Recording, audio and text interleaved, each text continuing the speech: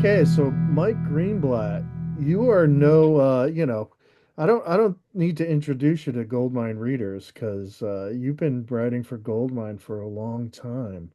And not only have you been a longtime contributor, but you've written for, we'll get to that in a second. You've written for quite a few other magazines in your career. A magazine, you became a magazine editor for like three different magazines. But we're going to talk about the Jersey Sound documentary. You were part of that. You were a narrator of the movie, and which I think you're great at being a narrator. I got to tell you, I never asked you this, but maybe you missed your calling for a place in radio. Kind of a radio voice. I always wanted to be a baseball play-by-play man my whole life.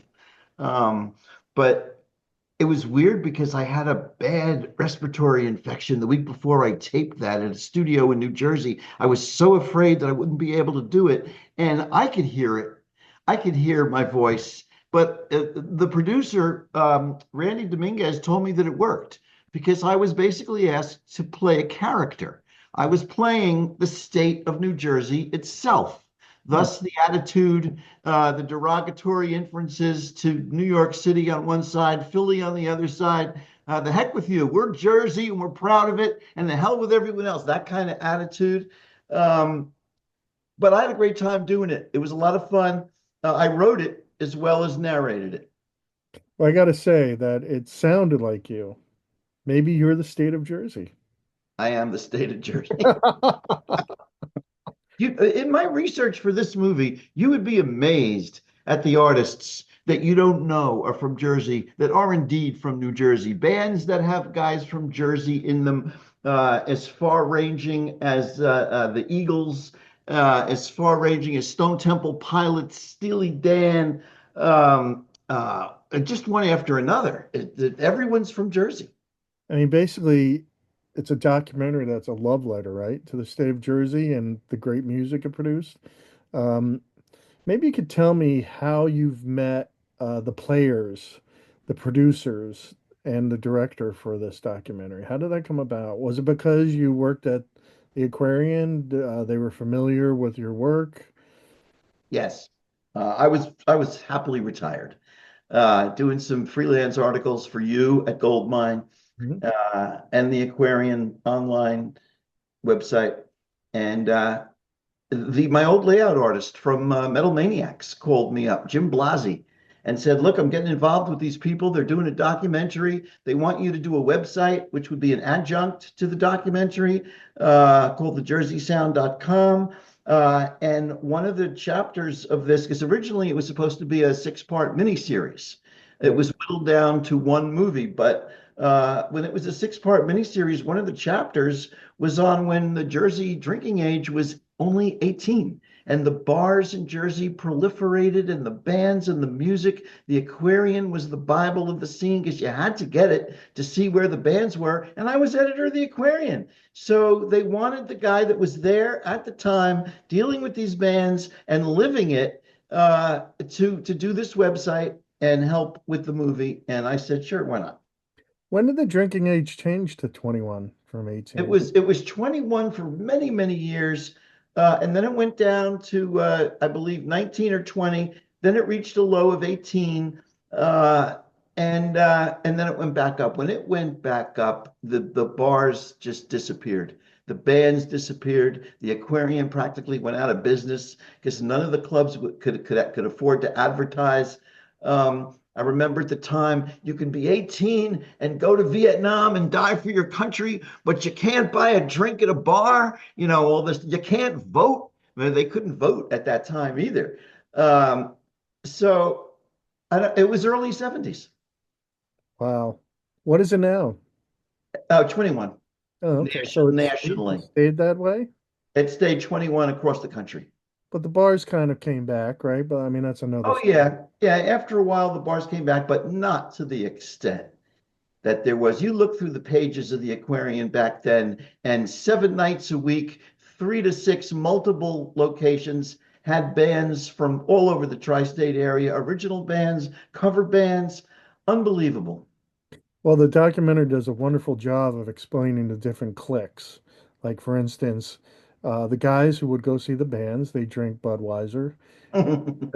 Ladies' night, you had the cocktails, and, it explained the whole nuance of that scene uh, that continued through the 70s, right? I mean, it was an exciting scene. I mean, it wasn't just Bruce Springsteen. So you had Southside Johnny. You had a lot of bands that the people from that aren't from New Jersey will be surprised not just to hear, who came from Jersey, but who played in Jersey, who was popular in Jersey.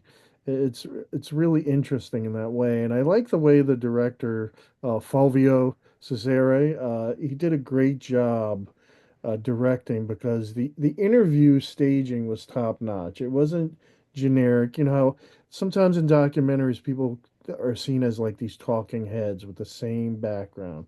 Well, he did a great job on the lighting and the background, and it, each individual that was interviewed was kind of captured in their own environment.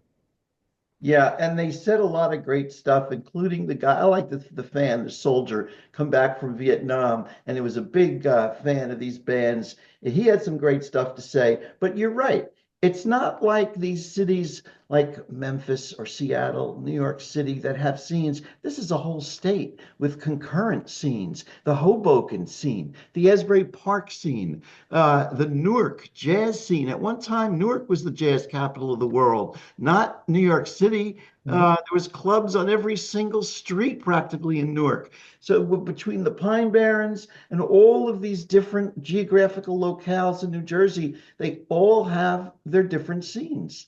And when you think about, check my notes here, when you think about the Smithereens, the Bongos, Skid Row, Trickster, one after another, the Young Rascals, Return to Forever, Dramarama, Overkill, Fozzy, Twisted Sister, Tommy James, uh, uh, Catholic Girls, Danger, Danger, I got We've to all, say something about Tommy James. okay, Um, God, he still has a wonderful voice. How old is he now? 103. Well, this guy sounds great. I mean, Yeah, we just did a thing on him for one of the up close for the up close section of the website.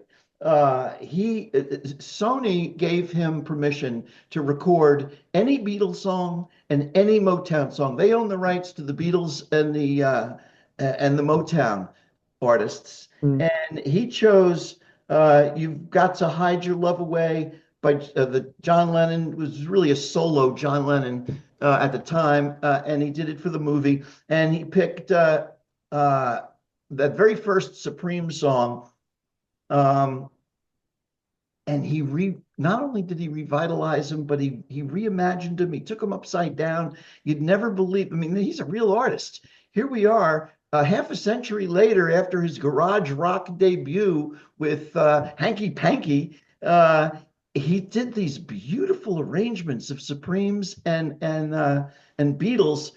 It's on the website. Go to the website, thejerseysound.com. Check out the up close section and all the different sections over the last 3 years. We've got 4,000 subscribers now.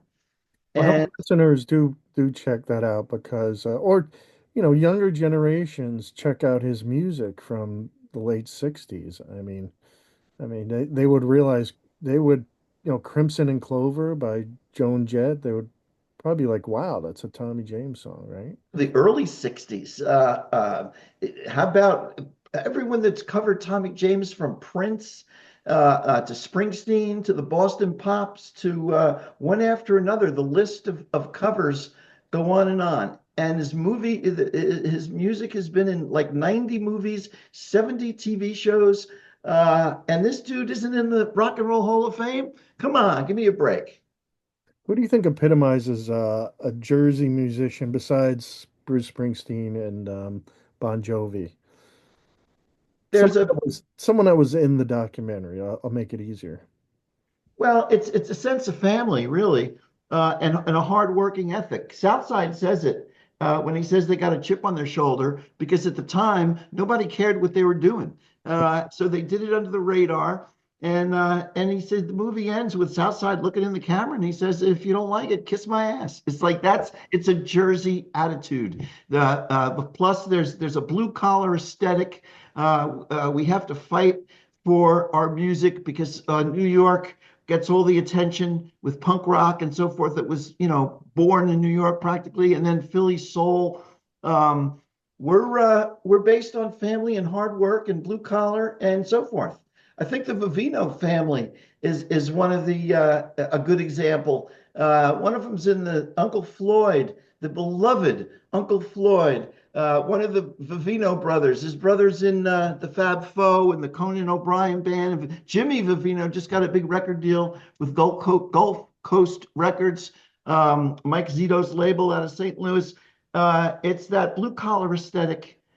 We work harder. Hmm.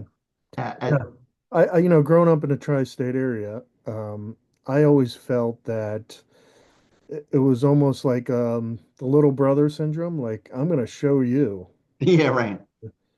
New York City. I'm going to show you. And often they did. I mean, quite incredibly, you know. I mean, everyone thinks of the clubs in New York, but, you know, if you went into Jersey, you can find a lot of great clubs. It was just a matter of getting there, right? Correct. No Um, doubt. if you wanted to travel, if you're from Philly or New York or Connecticut, like me. And I think it was that was part of the attitude. Like, we're going to show you. Right. That's it. And Right? that's why we say it's an attitude. Because you made a statement in the narration. You said that, and I quote, New Jersey has more passion Mhm. you'll ever know. Yeah. Yeah. You're saying that as the state of New Jersey, remember? You were, Correct. That's the state of New Jersey talking. It doesn't matter if you're sick. It doesn't matter if you're depressed or brokenhearted. You get on that stage and you got to prove it every single night. It's another thing that Southside says. He's like the star of the movie. His quotes are just fabulous. yeah. Um, and he's so true. And I didn't even realize, some of the things that he said from a historical perspective. He's talking about John Scher and the Capitol Theater. Bill Graham had closed the Fillmore like maybe a year or two before the Capitol opened. It Right. created a void in North Jersey for bands that would have normally played the Fillmore. But it was showing pornographic movies at the time. And Southside talks about going there and at night, and of course the staff had to clean up in the audience. And I'm like, whoa, he said that. It was just John Scher just did it. I mean, boy, did he ever do it. Well, one person in the documentary, that's Steve Brown from the band Trickster. And Uh, Def Leppard, he's in Def Leppard as well. oh, he points out that the band moved to relocated to Los Angeles, California, and they just didn't feel comfortable there. They felt like the odd man out because I think that it's more laid back. He said they didn't, no one got their sense of humor. Um, it was the attitude was different.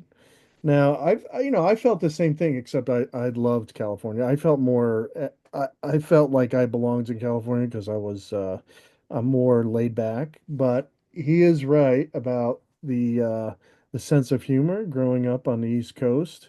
Your statements or jokes are not sometimes they're like considered rude or not understood. And you have to kind of like backpedal or apologize. And some people have said to me that, God, you curse too much, you know. And I'm a pretty, jovial guy, but I probably do throw the F-bomb around too much, but he's right. I could see a guy, someone from Jersey feeling out of, you know, not maybe not uncomfortable, just out of place. Yeah, there's no camaraderie among the bands out there. It was really cutthroat. Yeah, Steve talks about, yeah, the guys in Bon Jovi helping the guys in Trickster out, the exactly. guys in Skid Row helping them out. Anything you need, you give us a call. They were very supportive of Trickster, and it's just a different It's just a different vibe, no doubt.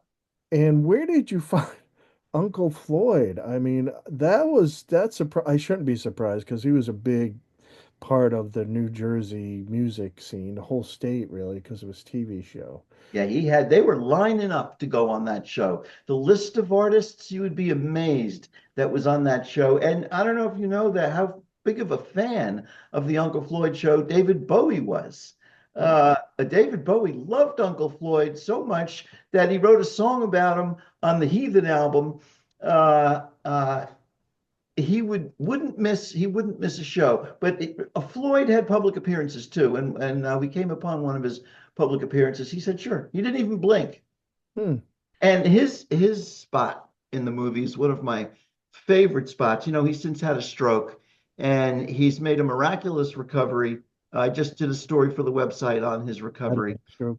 um, he's doing fine. He'll get back into action, and I want to be one of the people in his audience that get up and give him a standing ovation. In the movie, he plays some stride piano like Fats Waller in the 1920s or James P. Johnson, and he goes into some boogie woogie and he explains about the competition between pianists back then. And boy, he could play. Um, it was great. He's a funny musical cat, and I hope he makes it all the way back. Did you watch the show? I Long was on the show. Really? Okay. Yeah, when during Metal Maniacs, I came on the show and guess he was fascinated with these ridiculously named brutal bands like Cannibal Corpse, Cradle of Filth, Circle of Dead Children, Anal Blast. These are the bands we covered in Metal Maniacs. And he was asking me all about them. He got a big kick out of it. I have to find that VHS tape. I've got it on a tape, my appearance. Maybe you could talk a little bit about that because it was an offshoot from Metal Edge magazine. Um, you were editor of a country magazine and a wrestling magazine, right? Correct. I took over Wrestling World from Steve Ziccarelli, um, made it into an extreme wrestling. Remember, special blood issue. You know, we did all kinds of stuff, and it was actually Metal Shop that I was editor of. We did it with the radio syndicate of the same Metal name. Shop. Wow. And yeah, and when I started putting bands like Guar and some of these doom metal, black metal, death metal bands in there. I got called on the carpet. They had me up at MJI Broadcasting, their offices in Upper Manhattan, and said, "You can't be putting these bands in metal. We don't play these bands on the radio." Like And I getting was called on thrilled the to get, carpet. well, I got called on and I remember going back and said to my boss, the publisher, I said, well, we should have a magazine that has nothing but these kinds of bands. And thus, Metal Maniacs was born. Wow. Yeah, people, well, now it's huge. One of our sister publications, Revolver. I mean, it's that music is huge. Back then, it was just beginning and eye-opening, right? Oh boy, was it eye-opening. But some of these bands, like what is it, Cattle Decapitation, they're Oh, actually cattle decapitation. Now you would think they were out there in the ozone, but you know what? They make a good point.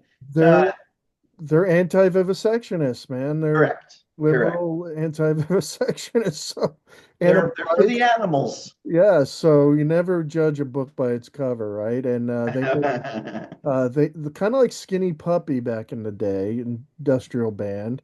They would show film clips while they played live of vivisections and animal cruelty to shock the audience into doing something about it, right? So yeah, Yeah. very interesting. And talk about shocking. Back when in the early 80s, people considered just regular heavy metal kind of shocking. But one of the forefathers was from New Jersey, Johnny Zazula, and you had one of the last interviews with him, the late Johnny Zazula, and he started Megaforce Records and really kicked off the career of one of the biggest bands in the world, Metallica. Yeah, it's amazing. Metallica couldn't get signed. They sent out demo tapes to everyone in the country. And they sent one out to Johnny Z at Megaforce. and he liked it. And as a matter of fact, Eddie Trunk, the radio host and metal historian, tells who's in the movie, and he tells the story of the night that Johnny Z came to WDHA, the Rock of North Jersey, and said, "Look, yeah, you got to listen to these two tapes, man." And Eddie goes, "I'm on the air. I'll leave him here. I promise I'll listen to him." And Johnny Z, in his typical blustery fashion, goes, "Nah, you got to play him on the radio right now." And he did, and it was Kill 'Em All. Uh, um, and that he signed him. He brought him to Jersey. They stayed on the couches of what's now known as the Old Bridge Militia, and they lived in Jersey, and they became popular as a band nationally, almost as a Jersey band. Hmm. It's just amazing. I didn't know this, and Eddie Trunk and Johnny Z are both in the movie, and they tell this story beautifully. I saw Metallica back then as a underage kid, couldn't drink, right? At a casino, opening for Twisted Sister, Yep. Jersey Casino. Yeah. But that, and I saw them play with like eight people in the audience. It's remarkable that I think back to that, right? Hanging out with the guys from Metallica, smoking a joint with one of the guys in Metallica. But here they are now, right? Yeah, I'll never forget meeting James Hetfield in the bowels of the Meadowlands and him telling me how much he loved country music, how much he loved Waylon Jennings and specifically. And wouldn't you know it, a year or two later, he has a song on a Waylon Jennings tribute album. Yes, Uh, tell about the country magazine. Let's hear about the country magazine that you edited. It was what was that called? It was called. Modern Screen's Country Music Yep, that's Magazine. correct. It was the America's favorite movie magazine. It was Modern Screen Magazine. That's been around since the 40s. And I changed it to Modern Screen's Country Music Magazine and then had a good run for about 14 months. Hmm.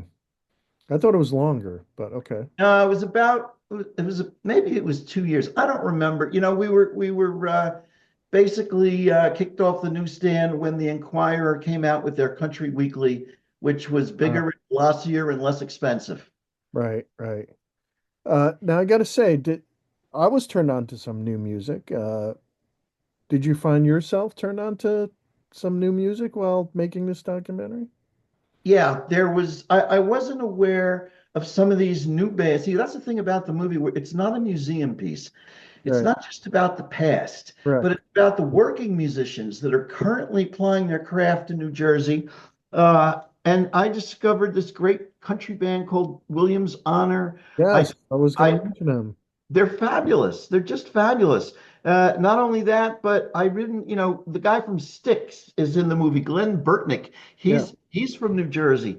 Um, I wasn't that into Drama Rama at one point.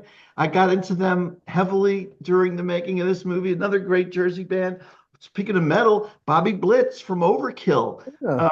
uh, a thrash band that I remember interviewing him for Metal Maniacs in the 80s, saying that, you don't even have to sing in English, dude. I said, you could just have some guttural grunts. It doesn't matter as long as the vocals are a thin line hovering over the mix. And I always got on well with Bobby because he's great. I had long hair like him, just like him, and people used to mistake me for him. And and once I got into the music business, people would I think they made some comments to him about it. So him and I still have that to laugh about. He's a great metal singer. He really is. And I'll tell you, if you go see Overkill today, they sound great. They really, I mean, when you see older bands, you think, okay, they've lost something. They haven't. No, Overkill, one of the great metal bands of all time from New Jersey. And Fozzy, Chris Jericho, the wrestler, is in the movie. Yes, I saw it. Johnny Z signed Fozzy, and they were right in there.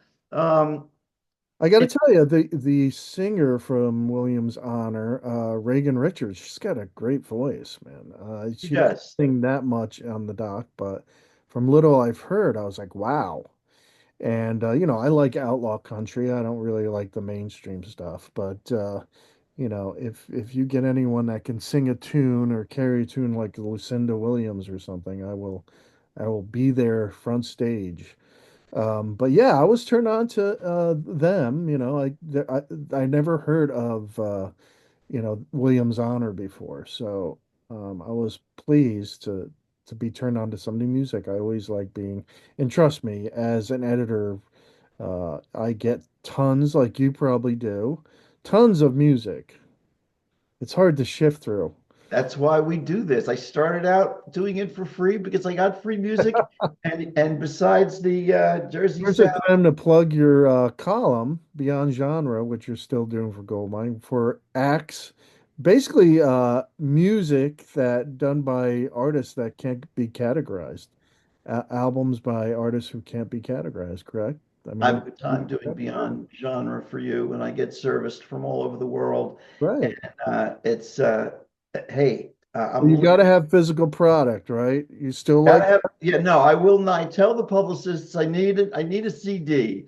I had to convert from vinyl to CD. I ain't converting anymore. I'll be a CD guy until the day I die. okay. But yeah, that by the way, Reagan Richards sang for the inventor and master guitarist Les Paul for 4 years before he Hmm. died, and he's from Jersey.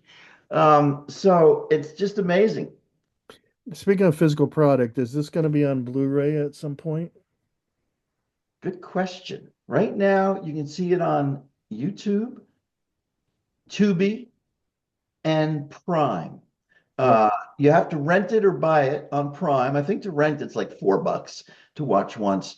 Um, I saw it on Tubi for free. you saw it, but is there commercials on Tubi? There are, but it's not bad. It's like out of the whole, what's it, almost 2 hours, you see three times you see like a pack of commercials. Oh, that's not bad.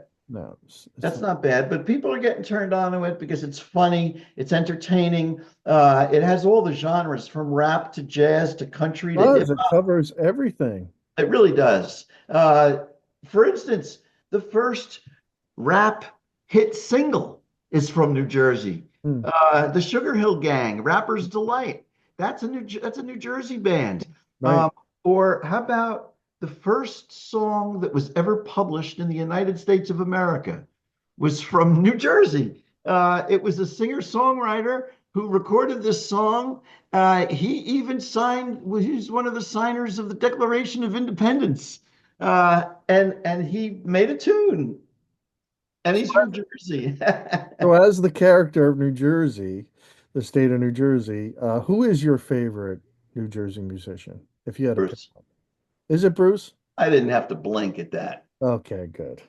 Yeah, that's the easiest question I've ever. What a softball question that is. Could have picked. You could have said Johnny. Southside Johnny. I love Johnny. Hmm. And I hope he gets back to the stage because he recently retired. But I'm hoping he comes back. But it's got to be Bruce. I'm a Bruce fanatic. Always was. I remember when I first discovered him, and I didn't like him that much because the first two albums weren't Born to Run, and everyone said, you got to see him live. You got to see him live. And boy, did I realize then what they meant. But you got to hang out with him, so. I got to hang out with him, but he really did in his live shows and still does today encapsulate the history of rock and roll from tent show revivalists to Chuck Berry to Elvis to Little Richard. I mean, he runs the gamut, entertaining and so forth. Anybody that doesn't like Bruce hasn't seen him live, I guarantee you.